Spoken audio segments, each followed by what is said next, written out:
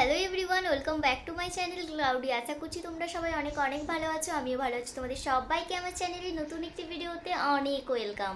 তো এখন আমি দুপুরে বসেই ছিলাম, ভাবলাম কিছু কেননা একটা কিছু ট্রাই করা যাক। তো হঠাৎই মাথায় এলো এখন সবাই খুব চকো চিপস তৈরি করছে, তো আমার কাছেও একটা হ্যাপি হ্যাপি বিস্কুটের প্যাকেট আছে, তো ভাবলাম না তৈরি করা যাক। তো চলো এখন চকো চিপস বানানো যাক। তো চকো চিপস বানানোর জন্য সবার প্রথম আমাদের যেটা লাগবে এখানে সেটা হলো একটা চকলেট বিস্কিটের প্যাকেট। আমি এখানে নিয়েছি হ্যাপি হ্যাপি বিস্কিট, আর তোমরা যে কোনো ধরনের চকলেট বিস্কিট নিতে পারো। প্রথমেই আমি বিস্কিটগুলো ভেঙে এখানে একটা মিক্সিং গ্রাইন্ডারের মধ্যে নিয়ে নিচ্ছি, কারণ এখানে আমাদের বিস্কিটগুলোকে গুঁড়ো করতে হবে। চাইলে তোমরা এখানে ছোটো যে হামনদিস্তা হয় সেগুলোতেও ব্যবহার করতে পারো, বা শুকনো শিলেতেও এটা বেটে নিতে পারো, কিন্তু আমি তো অত ঝামেলা করলাম না, জাস্ট মিক্সিং গ্রাইন্ডারে এক পাক ঘুরিয়ে নিয়েছি। 2 সেকেন্ডের মধ্যে এই যে আমাদের তৈরি হয়ে গেছে বিস্কিটের গুঁড়ো। এরপর এটা আমি একটা পাত্রের মধ্যে নিয়ে নেব। তারপর এই বিস্কিট গুঁড়োর মধ্যে অল্প অল্প করে জল মেশাতে হবে। ও শিট, আমি এখানে ভুলেই গেছি, যেটা এখানে একটা লাগবে সেটাও হলো 1 প্যাকেট কফি পাউডার। এখানে আমি 2 টাকা পাতা 1 প্যাকেট নেসক্যাফে কফি পাউডার নিয়েছি, যেটা আমি আগে দেওয়া উচিত ছিল, আমি ভুলে গেছিলাম, তো পরে দিলেও এটা কোনো অসুবিধা নেই, ভালো করে মিশিয়ে নিলেই হবে। কফি পাউডারটা মিশিয়ে নেওয়ার পরও আমি অল্প অল্প করে জল দিয়ে একটা থিক ব্যাটার এখানে তৈরি করে নেব। একদম পাতলা করলে কিন্তু হবে না।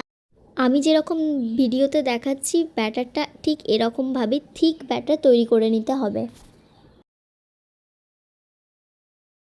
তারপর আমি এখানে নিয়েছি একটা আমুল দুধের প্যাকেট। এগুলো আমাদের বাড়িতেই থাকে, তোমরা যে কোনো ধরনের প্লাস্টিক নিতে পারো। এরকমভাবে প্লাস্টিকটাকে কেটে নিতে হবে, নিয়ে এর ভিতরে যে ব্যাটারটা তৈরি করলাম ওটা নিয়ে নিতে হবে, যেমন মেহেন্দির কোন হয় ওরকম তৈরি করে নিতে হবে।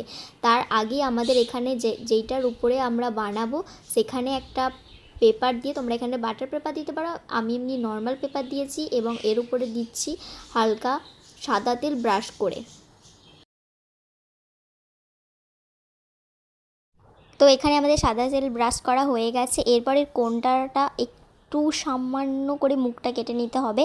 তারপর যেখানটায় আপনারা দেবেন সেখানটা জাস্ট টাচ করাবেন, আর ওটা উপর দিয়ে তুলে নিতে হবে, তবে চকো চিপসের আকারের মতন হবে। আমিও প্রথমে করেছিলাম, 2-1টা ভুল হয়েছে, তারপরে আমার ঠিক হয়ে গেছিলো। তো এরকম করে দিয়ে আমি 4 থেকে 5 ঘন্টা রোদেতে দিয়েছিলাম। চাইলে আপনারা ফ্যানের নিচেও এটাকে রাখতে পারেন। তো এই যে 4-5 ঘন্টা পরে আমাদের তৈরি হয়ে গেছে চকো চিপস। আমি এদিকে আপনাদেরকে দেখিয়েছি কতটা ক্রাঞ্চি হয়েছে, আর প্রত্যেকটা খুব ভালোভাবে উঠে গেছে, কারণ আগে আমি তেলটাকে ব্রাশ করেছিলাম বলে, আর ভালো করে আমি এটাকে শুকিয়েও নিয়েছিলাম। এই দুটো দিকে আপনাদের একটু নজরে দিতে হবে। তো হ্যাঁ, তোমাদের এই চকো চিপস বানানোর রেসিপিটা কেমন লাগলো ডেফিনেটলি কমেন্ট করে জানিও।